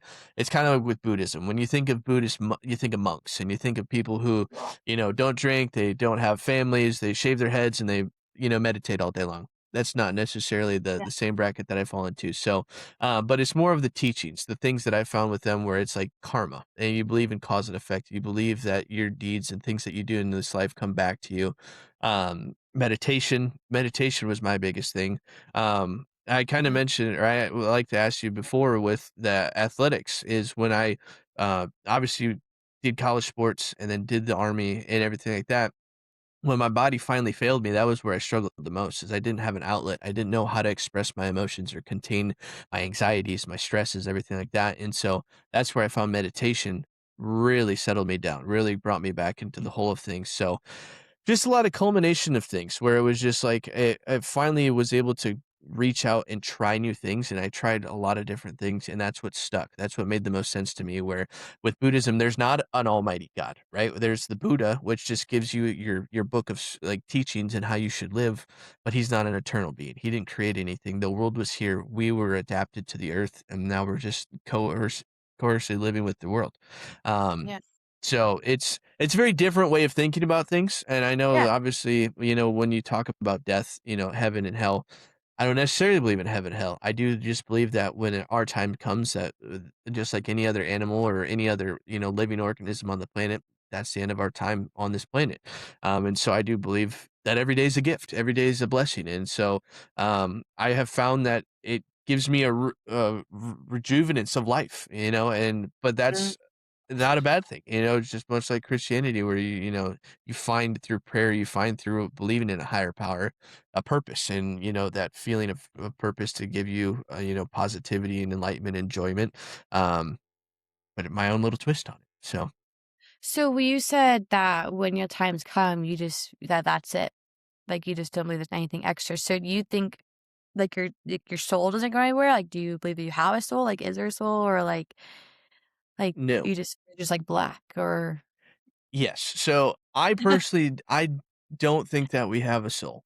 Um, Okay. and I know that it's hard to not picture that, and I always like to say that I just think as humans, we're not that special, and I think the why I say that is that when you look at all animals, and maybe some people believe this, that everything has a soul, and that everything goes to a different place, maybe that's true.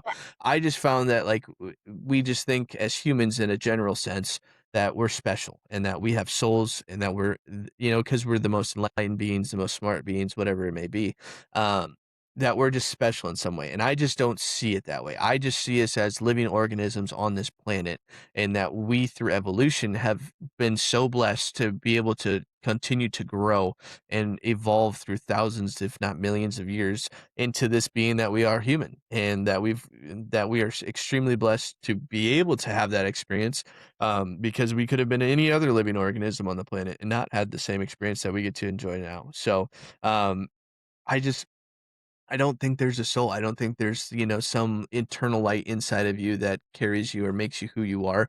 I think the choices and the decisions that you make every day and the mindset that you carry kind of defines who you are. And Okay. so I think that that's just a way about living. But I do believe, yeah, what just like any, like for instance, a dog when it dies, I don't think it goes to dog heaven. I just think that the dog dies and we put it in the ground or we cremate it and we live on through them. And I think that's the tricky line of, when you say soul, you also think about like remembrance and kind of those things. So, like, for instance, when your grandparents die, you don't ever forget them. And, your grandparents taught your parents and your parents taught you. So it's like, in that sense, their soul, if you want to say, is carrying on. It's their teachings and their ways. And so, I believe in that more. I believe more in that people leave a trail and people leave, purposes and identities that carry on through people. And so that's that I do believe in, but it's not more of like a eternal light or a source like or a energy, spirit? anything like that, that some people Yeah. believe with the soul. So Yeah.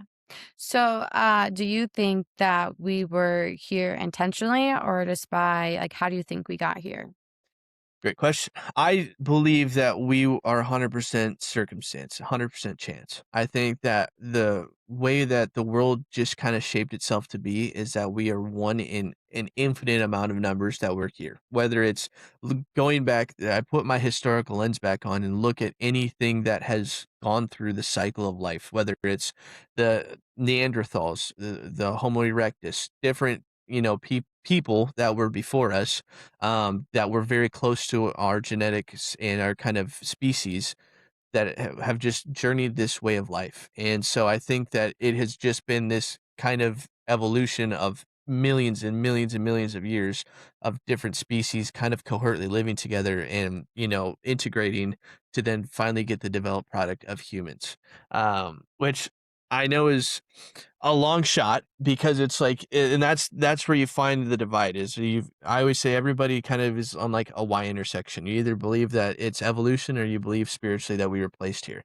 And either one is like you can't prove evolution. That's my thing. It's like no matter how many bones we dig up, how many things that we find, we weren't there at the first human, so we don't know how we got here, right? We can say all these I mean, things and all humans do look like monkeys, just saying. yeah, I mean, it's just evolution of it, and so, and it's hard too because, Neanderthals were the closest thing to humans, and we even most humans, if you do DNA tests, there is still traces of Neanderthals in us, and they can prove through, skeletons and so on and so forth that they were around 40,000 years ago. And if you look at the human story, Homo sapiens, they say are about 130,000. So if we put in that perspective, we're together for almost 90,000 years. And so our entire human story is very connected to them. Mhm. I just think that so many times we get wrapped up in this bubble of modern society and we can say that civilizations have been around for 5, maybe 6,000 years, right? And I think the general understanding is just in that small little bubble where it's just like, oh, humans have just been around for a couple thousands of years. It's like, no, the human story is hundreds of thousands, maybe millions of years old, of through evolution. But that's just my personal belief in it. So I think it's just when you gotta. I always like to tell people to look at things from a broader perspective, even if you believe in God. I mean, and you believe that we were put here with intention or created. I think that there has to be some trail that goes along with it. I don't think it was just like, oh, one day he snapped his fingers and then now we have societies and communities. Like, I just think there has to be more to that, you know? I Yeah. just don't think we were programmed that way because we're always evolving. We're always trying to develop into new and better things. So, No, that's a fair point and an interesting way I've never really thought about. Obviously, like you hear the Big Bang Theory in school and you hear other things, but like just normal evolution. But you're right. Like even in Christianity in the Bible, there's BC and it's before Christ. And so that means there was a earth and a life before Christ. mhm. And so thinking about what was that is just it's cool to hear in a different point of view. Um, Now I do believe that like yes, I do believe in Christianity. We have a God, but I do think there's more out in the universe. I do believe there is a different more worlds out there. Like I believe that God created our world, but there's more out there. We're not the only ones in the galaxy. We're not the only ones out here. I strongly believe that. And Uh, the that's not really go aliens. I I'm do. with you. I'm right there with you. Like, we can't be the only ones. Like, yes, we have a God. I believe that we have a God. We have one God. There's different point of views on that, but that's our world. I don't know what's out there. Yeah. Yeah. I really like from talking more about the concept of God is someone told me the idea of like if God created the universe, then yeah, maybe he created all these obviously every not every planet's habitable. It doesn't have living life. And some planets have living organisms or whatever, but it's not humans or whatever we want to say.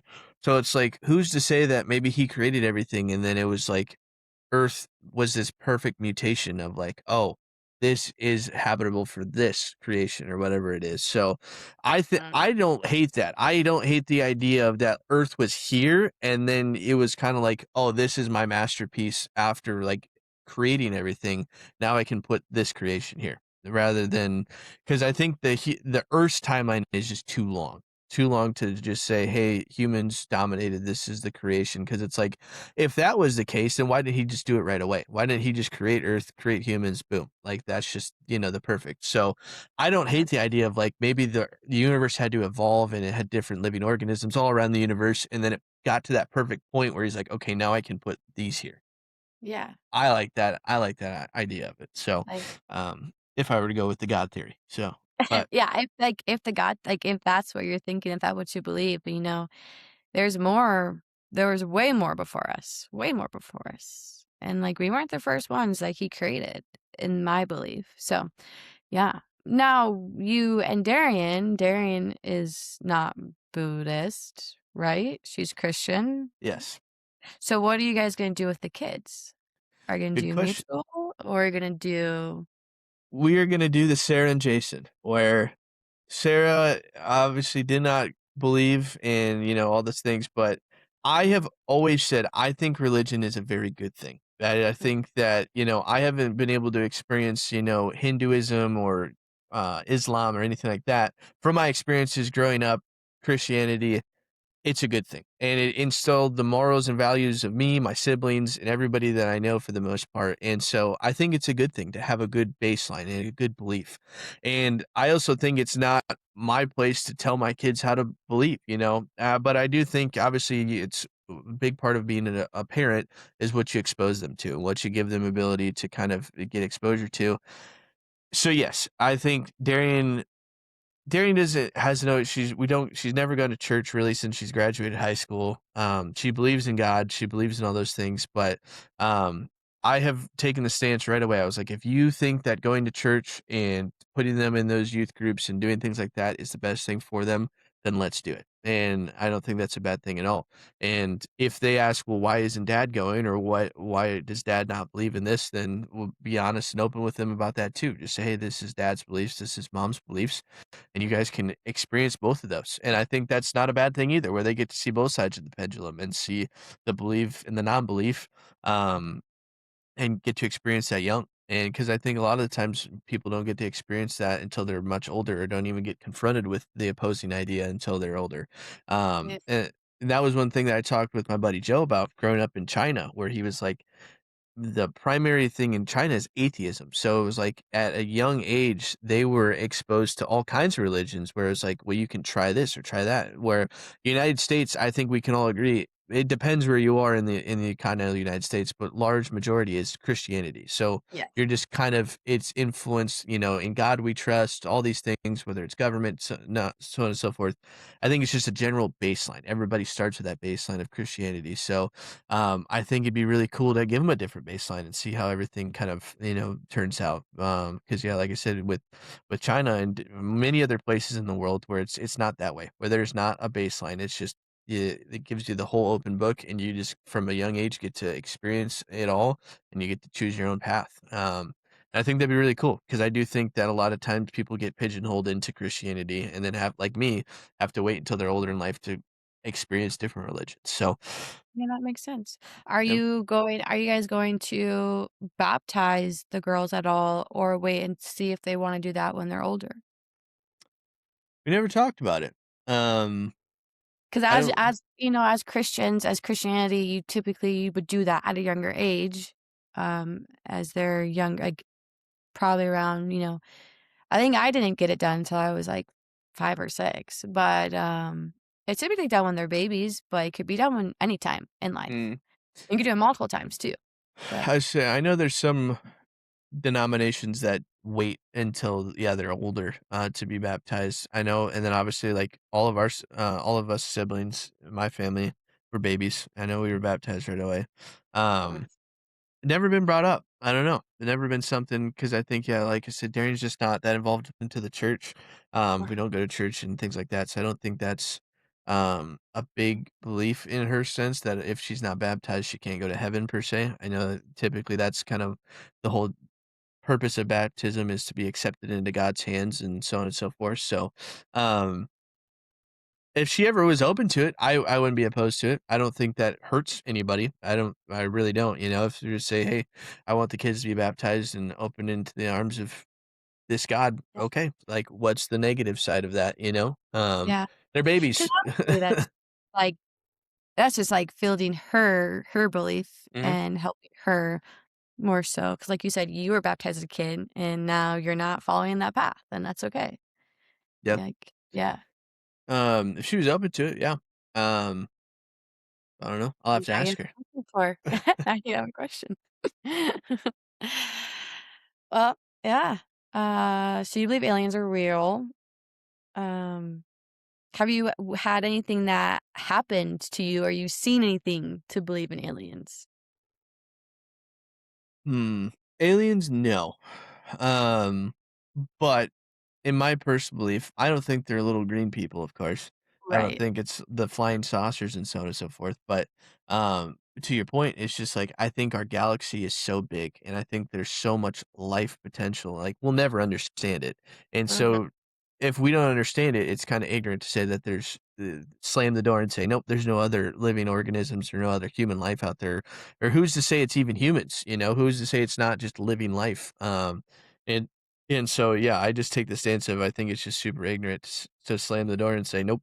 there's no way there's anything out there. So, um, Fair. obviously the government comes and says, "Oh, there's aliens and we have proof." And it's like, "Well, okay, that's great." But, um, it just goes back to the phenomena, like, where it's like there's a lot of things that happen in life where we can't explain it. And so is that ghosts?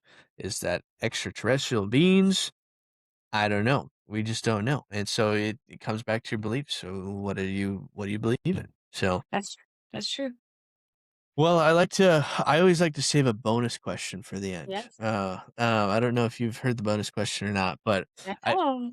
I always like to ask, how do you think the pyramids were built and who do you think built them? My fun answer, and that I always go for are giants. I think giants Mm, built them. I do think giants roamed the earth. I think they might have been, the first, they could have been the first, living creature, human race. Who knows? Um, they're just so tall and so heavy that it had to have been something else. And I don't think technology was around then, but in your eyes and your belief, who really knows? Because there's been so many things that have wiped things away that we don't know how far back or how developed life was back then. So I like to say giants built the aliens. So that's a good answer. I like that answer. And that's a pretty popular one around the global atmosphere, I would say, is that somebody who was just bigger than your modern humans built it. And it's like, who's to say you're wrong? I like that idea, honestly, because when you look at it from a architectural standpoint, yeah, it's just like there's no proof of any technology at the time to build it for our modern sized humans.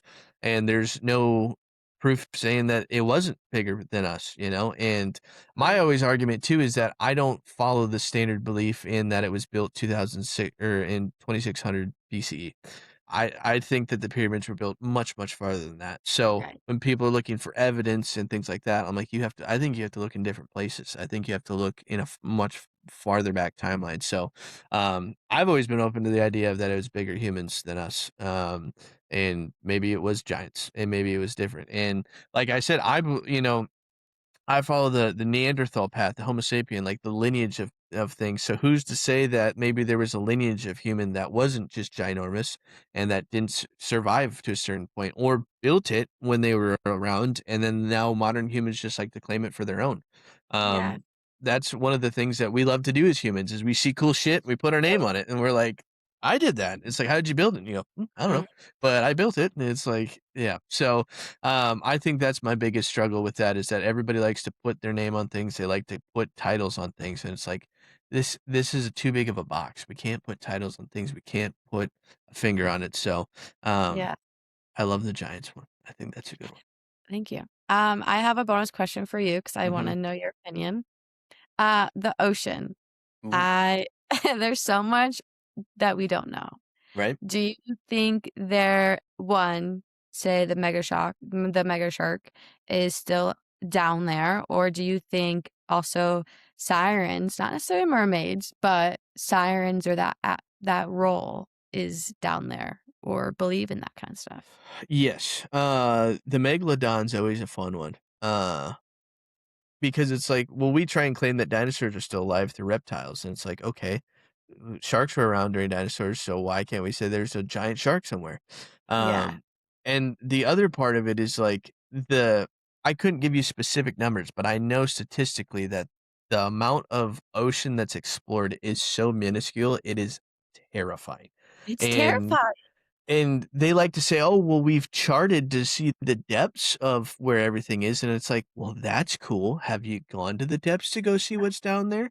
Yeah. Um, and you think too of, like, things that swim, right? Where if you've ever gone swimming, say you go underneath, you open your eyes underneath the water, how fast things can move and shift and change, like, even if you have a camera, like, there's no way to capture, Mm. and, there was also I think it was a documentary or maybe it was just a clip that I was watching, but people who literally spend their whole lives exploring the bottoms of the ocean or, like, even the darker parts, the deeper parts, they say every time they go down, they find a new species. Every single time. There's never been a time where they haven't found a new species or something that just hasn't been on their radar, and they have no idea how long it's lived there or how long it's been around. So it's like, I just I'm all kinds of here for it. If you wanna say megalodons, mermaids, I think uh, the ocean is the scariest place on earth to me, and it's bizarre because it makes up so much. It's literally a huge part of our existence is the ocean, but obviously us living on Earth, it's so weird, and so I always thought that's so cool when you go to the ocean and you're on the coast and you're just looking out to almost infinity, like,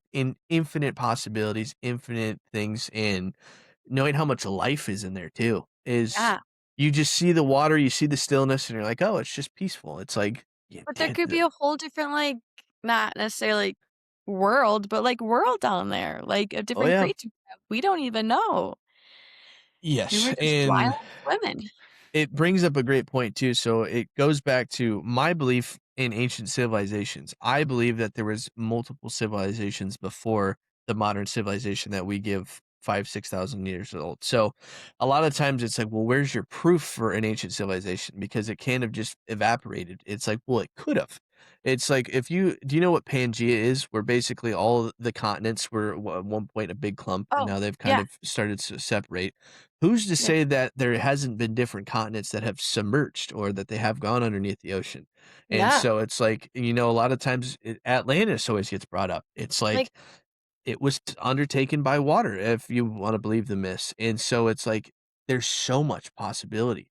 Um, it's endless, so I'm all kinds of here for that when it comes to the ocean and different things like that, and, one of the biggest things that I believe in from historical records is it's called the Younger Dryas period, where basically the last ice age, the glacial caps melted, and it did raise the ocean floor up 400 feet around the world. So wherever you were in the world, it went up 400 feet. 400 feet is a lot of land a that's lot. covered. So it's like, Yeah, who's to say they didn't adapt and, what was covered up, what was there before it, all the different things. So, um, yes, it's that endless that's why I love it so much is the history aspect of it is it's endless. There's endless possibilities, there's endless opportunity, and so I'm all kinds of game for the mythical and the things you I can't love the prove. mythical, yeah, I love it. Yeah, if you can't prove it, then you can't say it's not real. That's just the way I look at life. If you can't physically say 110% I can prove that it's not real, then Yeah. there's gotta be an opportunity for it. So, Also, when people say, "Well, I've never seen that, so how can I believe that if I've never seen it?" Well, have you really seen $1 billion in your hand before? No, but right? you know it's real. Like, you can't say because you haven't seen it or people haven't seen it, then it's not real. Like, that's not a valid in my eyes, it's not a valid explanation. Agree. You That's why it's a whole sense of believing, like, you just gotta have the faith that it's there. Yep. Yeah. And that's the with history, I take the myth, and so myth is kinda like a faith in a sense where it's stories passed through verbally, and so it's just there's no written proof, there's no physical proof, but there's the verbal proof. It's the faith that you believe, yes, these myths at some point were real. Whether it's you believe the entire myth or you just believe that it had some foundational standing that something was real about it at some point Mhm. is up to you. But, no, I'm right there with you where it's more like it's a faith aspect, and so you gotta believe in I believe in the crazies. I'm here for it. Anything Yes. that you be kinda wild, I'm like, "Well, let's talk more about it. Let me hear more about it." So, because realities we'll never know. We'll never know. We'll never until someone creates a time machine, we'll never know. Until we can literally take a time machine, go back, and point at that, we'll never know. So Mm. I think Yep. it'll be super cool. But, well, Nadine, I really appreciate you coming on tonight. I know it's, like I said, not the easiest thing in the middle of the week to come on and talk to old Dylan, but I really appreciate your time and I really appreciate you I've coming on. actually been waiting for this. I've since your podcast came out and I listened to Brendan's, I'm like, "Okay, when's it my turn? When is it my turn?" That's So, awesome. I really no, thank you appreciate for you. having Yeah. Of course.